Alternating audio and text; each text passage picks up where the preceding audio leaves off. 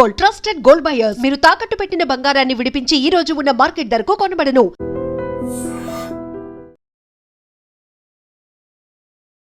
I dream ప్రేక్షకులకు నమస్తే. నేను ఉదయశ్రీ. కొంతమంది సెలబ్రిటీలు తనకు ఫేమ్ వచ్చాక ఆ ఫేమ్ని కాపాడుకోవడానికి బదులు ఆ ఫేమ్ని క్యాష్ చేసుకుని ఎవరైతే అభిమానులు వాళ్ళని ఆదరించారో వాళ్ళని మోసం చేస్తూ ఉన్నారు.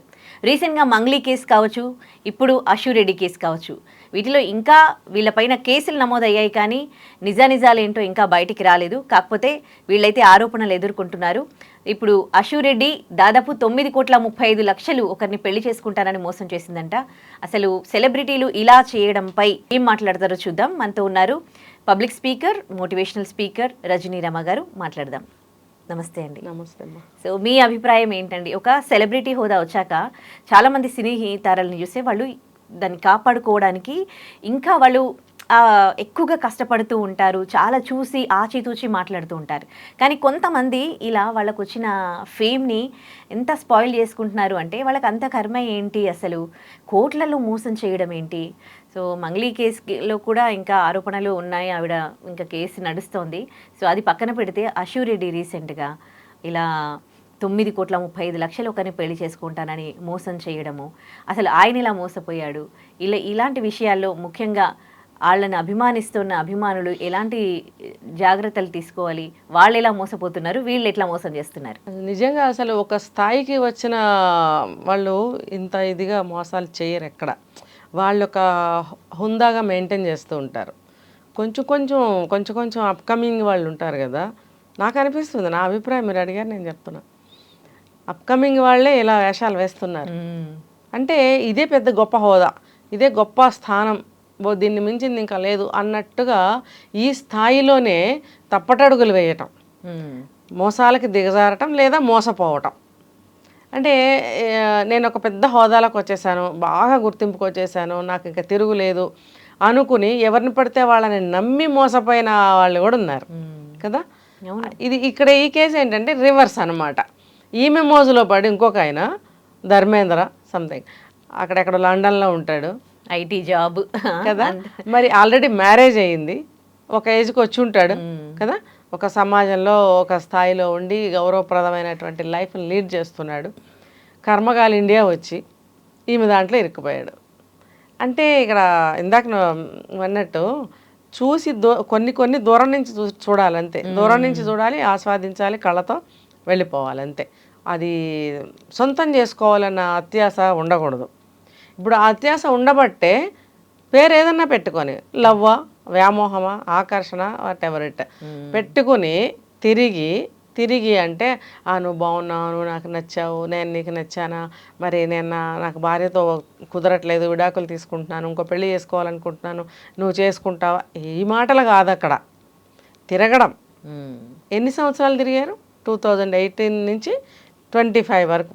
ఇన్ని సంవత్సరాలు మరి పెళ్ళి కాకుండానే వీళ్ళు ఏమేమి వేషాలు వేశారనేది వాళ్ళకే తెలియాలి. ఈ లోపల ఈవిడ చక్కగా ఇల్లు చక్క పెట్టుకుంది, డబ్బులు ఈమె ఖర్చులకే కానీ ఇంకొకటి కానీ అన్నిటికీ ఆయన దగ్గర నుంచి డబ్బులు రాబట్టుకోవటం. అంటే ఒక ఒక ఒక స్టేజ్కి వచ్చిన తర్వాత అర్థం కావాలి, ఇంత డబ్బు తీసుకుంటుంది, లేదు ఇంత డబ్బు నేను ఇస్తున్నాను, అసలు నేను ఎందుకు ఇస్తున్నట్టు, అసలు ఆమె ఎందుకు నన్ను అడుగుతుంది, ఆమె అడుగుతుందని కూడా మనకు చెప్పారు. ఎందుకు అడుగుతుంది నన్ను డబ్బు, సరే నేను ఇస్తున్నాను ఎందుకు, ఈ రెండిట్లో లేదని ఒక ప్రశ్న అబ్బాయి వేసుకున్నాడా? అంటే చదువుకుంటుంది, నేను చేసుకునే అమ్మాయి కదా అని అనుకున్నాడు. అలా ఎలా నమ్ముతావు నువ్వు? అసలు అట్లా నమ్మకూడదు కదా. అంటే అతనికి అంత అమాయకత్వమా, అంత లోకజ్ఞానం లేదా? ప్రేమలో ఉన్నాడు కదా. ఇప్పుడు గర్ల్ ఫ్రెండ్ ఏమైనా అడిగితే నా అమ్మాయి ప్రేమ అంటే అతనికి ఏమన్నా 20 ఏళ్ళు 25 ఏళ్ళు, అతనికి ఏమన్నా చిన్న వయసు కుర్రాడా? ఏమన్నా గ్రహించుకోలేడా బయట ఎలా జరుగుతుంది సమాజంలో, ఎట్లా ఉంది అనేది? ఇవాళ రేపు ప్రతి ఒక్క న్యూస్ ఇంటర్నేషనల్ అయిపోతుంది. ఇక్కడ జరిగింది అక్కడ 2 నిమిషాల్లో మనకన్నా ముందే తెలిసిపోతుంది. అంతా మీడియా ఫాస్ట్ అయిపోయినప్పుడు ఏ విషయం అతనికి తెలియకుండా ఉందా? పైగా ఈమె మోజులో పడిన తర్వాత ఆమెకు అప్పుడప్పుడే విడాకులు ఇస్తున్నాడని మనకు చెప్తున్నాడు. లేకపోతే ఈమె మోజులో పడిన తర్వాత ఇవ్వాలనుకున్నాడా? ఒకవేళ ఇదే నిజమైతే ఈమెను నమ్ముకుని అదే చెప్తారు చూడు, ఆకాశంలో మబ్బులు చూసి చేతిలో ఉన్న నీళ్లకుండా పగలగొట్టుకున్నాడు అంటే కింద పడేసి. కాసేపటికి వర్షం వస్తుంది, బోల్డ్ అంత వాటర్, ఈ చిన్న కుండల వాటర్ నాకెందుకు అని. అలా ఇది నమ్ముకొని ఆమెను వదులుకున్నాడా? ఇంత అవివేకంగా ఇప్పుడు మొత్తం లైఫ్ ఫ్యామిలీ అంతా డిస్టర్బ్ అయింది అతనికి కదా, లైఫే డిస్టర్బ్ అయింది అతనికి. ఇప్పుడు ఉన్న ఆ భార్యని ఉంచుకున్నాడా విడాకులు ఇచ్చాడా నాకైతే తెలియదు. అదొక డిస్టర్బెన్స్, జాబ్ డిస్టర్బెన్స్ అవుతుంది. ఇప్పుడు ఇంత మనీ పోగొట్టుకున్నాడు, ఇదొక డిస్టర్బెన్స్. మనసు పాడైంది, అదొకటి. ఇప్పుడు చేసుకుందాం అనుకున్నాడు, ఇది పోయే. ఎన్ని డిస్టర్బెన్సెస్. అతని మదర్ ఫాదర్ వాళ్ళు కూడా డిస్టర్బ్ అయ్యారు కదా.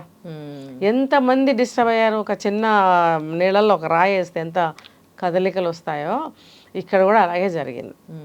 అంటే ఇక్కడ నష్టపోయింది ఈ అమ్మాయి ఒకటే అని అనుకుంటే అక్కడ టోటల్ ఫ్యామిలీ నష్టపోయింది.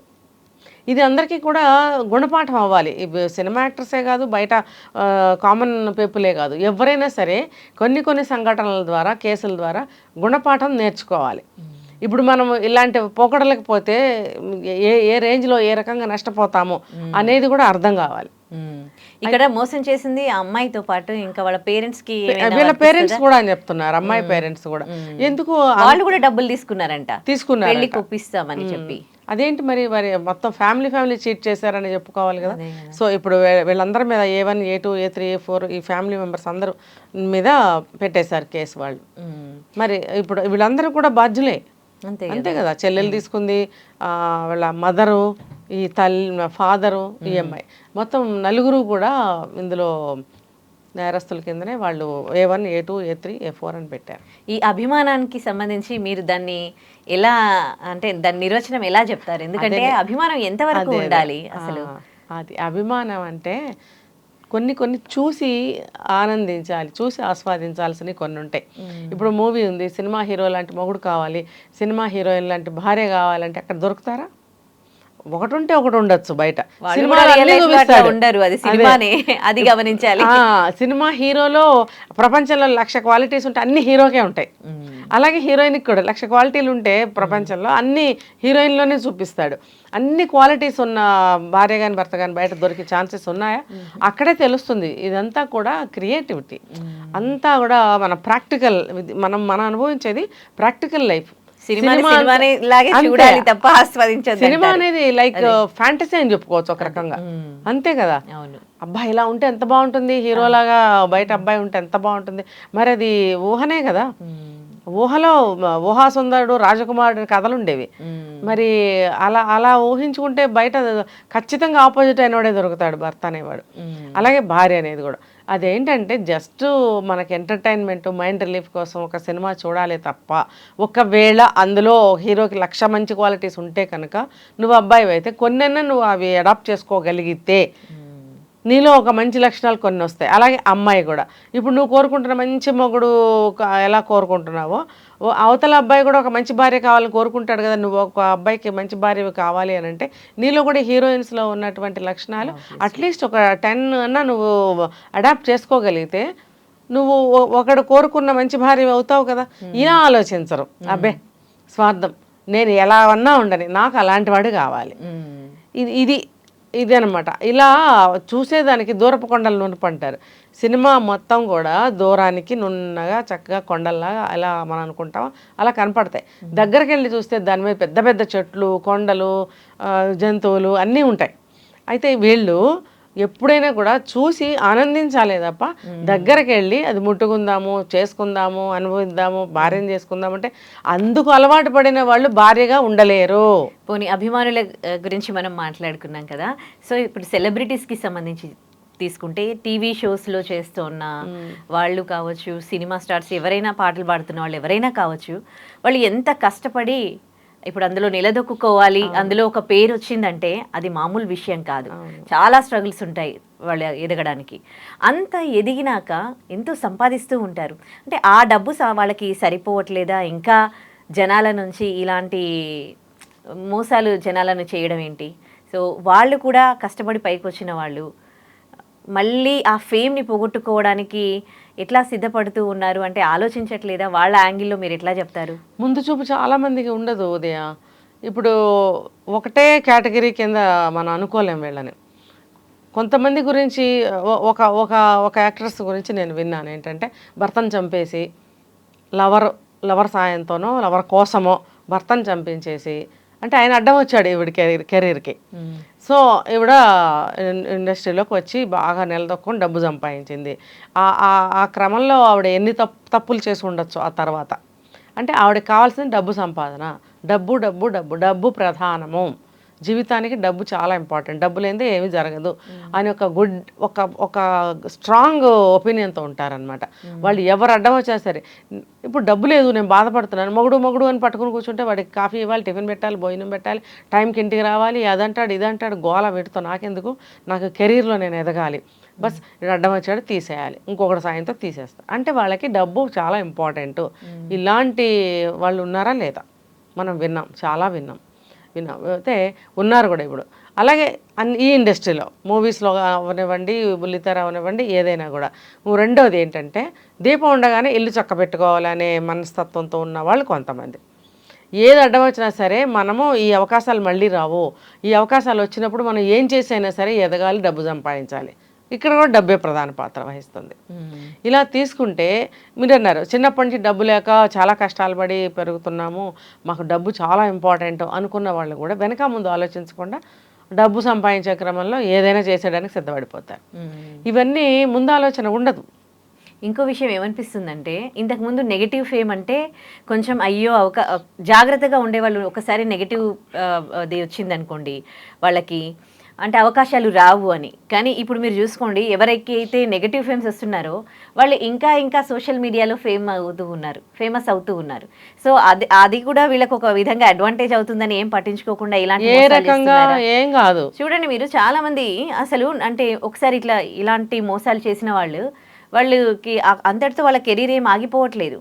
కొంతమంది ఇంకా దానికన్నా బెటర్ ఫేమ్ తెచ్చుకుంటున్నారు. అంటే ఏంటంటే ఈ నెగిటివ్ విషయాలు దేన్ని కూడా పట్టించుకోకుండా వాళ్ళు నమ్ముకున్న దారిలోనే దూసుకుని ముందుకు వెళ్ళిపోవడం అనమాట. దేన్ని లెక్క చేయొద్దు అని అంటారు చూసావా, అట్లా ఎవరేమన్నా అనుకొని ఏమన్నా జరగని మనం అడ్డదారుల్లో ఏ రకంగా అయినా సరే ముందుకే వెళ్ళాలి.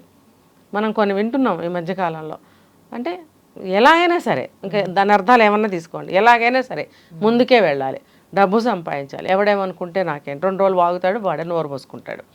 తర్వాత ఎదిగిన తర్వాత పెళ్లి చేసుకోవాలనిపిస్తే ఎప్పుడొకప్పుడు చేసుకోవచ్చు, దానికి తగ్గవాడే దొరుకుతాడు అన్న ఆలోచనతో. ఎందుకంటే సెటిల్ అవ్వాలి కాబట్టి, ఒక ఏజ్ వచ్చిన తర్వాత ఏజ్ అయిపోతుంది కాబట్టి, ఎవరితోనో ఒకరితోటి మ్యారేజ్ చేసుకుని సెటిల్ అయిపోవాలి కాబట్టి అప్పుడు చూసుకోవచ్చులే అనే ఆలోచనతో దూసుకుని ముందుకు వెళ్ళిపోతూ ఉంటారు. అంటే పెళ్ళి ఒకటే జీవితానికి ఇంపార్టెంట్ కాదు, నాకు ఒక ఫెసిలిటీ కావాలి, నాకు ఒక లైఫ్ కావాలి, ఒక ఎంజాయ్మెంట్ కావాలి, చేతి నిండా డబ్బు ఉంటే ఏదైనా సాధించవచ్చు, ఏమైనా చూడొచ్చు, ఏమైనా తినొచ్చు, ఎక్కడికైనా వెళ్ళొచ్చు, ఆ రోగం వస్తే ఆరోగ్యం మెడికల్ తీసుకోవచ్చు, నగలు ఏదైనా అనుకోవచ్చు. ఈ డబ్బు ఉంటేనే కదా ఇవన్నీ. ఈ వాగేవాడిని లెక్క చేస్తే నాకు ఇవన్నీ ఎలా వస్తాయి? ఒకప్పుడు సొసైటీ కోసం బతకడం ఎక్కువగా చూసేవాళ్ళము. సొసైటీ ఏమనుకుంటుందో, వీళ్ళు ఏమనుకుంటారో, వాళ్ళు ఏమనుకుంటారు. కానీ ఇప్పుడు అట్లా లేదు కదా. ఎవరి సొసైటీ నాకేంటి, సొసైటీ నాకేం ఇస్తుంది, నాకు నచ్చిన లైఫ్ నేను లీడ్ చేస్తాను. సో ఇది కూడా ఒక విధంగా ఇలాంటి వాటికి అదే ఇలాగే తీసుకుంటారు. ఇలా ముందుకు దూసుకెళ్లాలనుకునే వాళ్ళు ఇలా అనుకుంటున్నారు, సొసైటీ కూడా లెక్క చేయకుండా. అందుకనే ఈ రకంగా ఇప్పుడు రకరకాలు జరిగిపోతున్నాయి సమాజంలో. ఏదేమైనప్పటికీ అంటే ఒక సెలబ్రిటీ హోదా వచ్చాక ఇంకా వాళ్ళ వల్ల సమాజం బాగుపడాలి, కానీ వాళ్ళే సమాజాన్ని మోసం చేయడం మాత్రం ఇవన్నీ నాకు అనవసరం భయ్యా. నేను అవన్నీ పాటిస్తే నాకు ఒరిగేది ఏంటి? డబ్బు వస్తుందా? ఏమీ రాదు, నాకు కావాల్సింది డబ్బు అనే పద్ధతిలో ఉంటారు కొంతమంది. అలాంటి వాళ్ళు కష్టపడి ఎదిగాను, పేరు పోతుంది, పేరు నేనేం చేసుకోను అనేవాళ్ళు కూడా ఉంటారు. డబ్బే ఇంపార్టెంట్ అనుకునే వాళ్ళు లేరు. ఫైనల్లీ ఈ ఇన్సిడెంట్ అంటే సొసైటీకి కానీ సెలబ్రిటీస్కి కానీ ఎలాంటి మెసేజ్ని ఇస్తుంది? ఇది ఏం నేర్చుకోవాలి సొసైటీకి? అంటే ఇప్పుడు బివేర్ ఇలాంటి వాళ్ళ నుంచి. ఇప్పుడు కామన్ పీపుల్ నుంచి కూడా ఇలాంటి కేసులు జరుగుతున్నాయి, సెలబ్రిటీస్లోనే కాదు, ఎవరైనా సరే. అది ఇప్పుడు ఇందాక మీరు అభిమానం అన్నారు, ఇంకొకటి ఒక ఆకర్షణ అని మాట్లాడాం. ఈ అభిమానానికి కానీ మన ఆకర్షితులు అవ్వడానికి ఎవరి పట్లైనా సరే ఈ 2 విషయాల దగ్గర నిలబడి ఆలోచించాల్సిన అవసరం ఎంతైనా ఉంది. అభిమానం, వీరాభిమానం అంటే ఒకప్పుడు చెప్పుకునే వాళ్ళం, పాలాభిషేకాలు చేస్తారంట, అవే కుంభాభిషేకాలు చేస్తున్నారంట, లేకపోతే ఆ హీరో కోసం వాడెవడో ఉరి పోసుకుని చచ్చిపోయాడంట. ఇది వీరాభిమానం. అంతంత అభిమానాలు మీ జీవితానికి ఏం ఒరుగుతుంది? వాళ్ళు బాగానే ఉంటారు, మిగతా అభిమానులు బాగానే ఉంటారు, పోతున్నది మీరు, మీ కుటుంబం. ఇది ఆలోచించుకోవాలి. సెకండ్ ఆకర్షణ. ఆకర్షణ అంటే ఆకర్షణే. ఆకర్షణ వరకే ఉంటుంది తప్ప ఇంకోటి ఏమి ఉండదు అనేది కూడా తెలుసుకోవాలి. ఈ రెండు విషయాల దగ్గర గట్టిగా స్ట్రాంగ్ మైండ్తో గట్టి ఒపీనియన్తో ఎవరైతే నిలబడగలుగుతారో మోసపోయే అవకాశాలు ఉండవు. తర్వాత ఈ సెలబ్రిటీస్తో మనకెందుకు అనుకోవాలి కదా. ఇప్పుడు ఒక ఫీల్డ్లో ఉన్న వాళ్ళకే అర్థమవుతాయి అవి. వేరే వాళ్ళకి ఎట్లా అర్థమవుతాయి? అందులో ఉన్న సాధక బాధకాలు అర్థం కావు ఏదైనా సరే. కాబట్టి పాకుడు రాళ్ళు అని చెప్పి ఏదో మా చిన్నప్పుడు ఏదో నవల ఉందంట, అది నాకు సరిగ్గా తెలీదు, మేబీ థీమ్ ఇలాంటిది ఏదో ఉండింది, మా అమ్మ వాళ్ళు చెప్పేవారు. అంటే ఆ పాకుడు రాళ్ళ లాంటి జీవితాలు వాళ్ళవి అని పోల్చి రచయిత్రి రాశారట. మరి అటువంటి వ్యక్తుల గురించి ఆ ఫీల్డ్లో ఉన్న వాళ్ళకే అర్థమవుతుంది. కాబట్టి చూసారంటే వాళ్ళల్లో వాళ్ళే పెళ్ళిళ్ళు చేసుకుంటుంటారు సాధారణంగా. బయట వాళ్ళని ఇప్పుడు చేసుకుంటున్నారులే కానీ చెప్పాలి అని అంటే అట్లా ఉండేది. ఒక డాక్టర్ని చేసుకోవడం ఎలా ఉందో ఈ సినీ ఫీల్డ్లో సంబంధించిన వాళ్ళు అర్థం చేసుకునే వాళ్ళు. కాబట్టి వాళ్ళల్లో వాళ్ళే ఇప్పుడు మన టీవీ ఆర్టిస్టులు కానీ వాళ్ళల్లో వాళ్ళే చేసుకోవడం అనేది ఉత్తమమైన మార్గము. వాళ్ళని వాళ్ళు అర్థం చేసుకుంటారు. బయట వాళ్ళు ఎలా అర్థం చేసుకుంటారు? వాళ్ళని అర్థం చేసుకోలేరు. వాళ్ళ లైఫ్ స్టైల్ వేరు, వాళ్ళ ఫీల్డ్ వేరు, నీది వేరు. నువ్వు ఎప్పటికీ పెళ్లి చేసుకుంటే మంచిగా ఉండగలవు అనే గ్యారంటీ అక్కడ ఉండదు. కాబట్టి సెలబ్రిటీస్తో మన జీవితాలను ఎప్పుడు కూడా ముడిపెట్టుకోకండి. రైట్ అనేది నేను చెప్తాను. మంచి విషయం చెప్పారు. థ్యాంక్ యూ సో మచ్ అమ్మా. And for more videos, Please subscribe to iDream. Please subscribe to iDream. Please subscribe iDream. And please subscribe to iDream. For more videos, subscribe to iDream. please like, share and subscribe to the channel. Congratulations, iDream. Subscribe to iDream. Subscribe to iDream. So subscribe to iDream Media. iDream ki iDream team andarki huge congratulations. Please subscribe iDream Media. Please subscribe to iDream. Subscribe iDream. Please subscribe to iDream.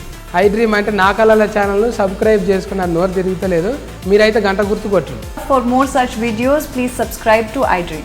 Subscribe to iDream. Please subscribe to iDream. Please subscribe iDream Media. Please do subscribe to iDream. Please subscribe to iDream Media. For best entertainment and information, please subscribe iDream. And don't forget to subscribe to iDream.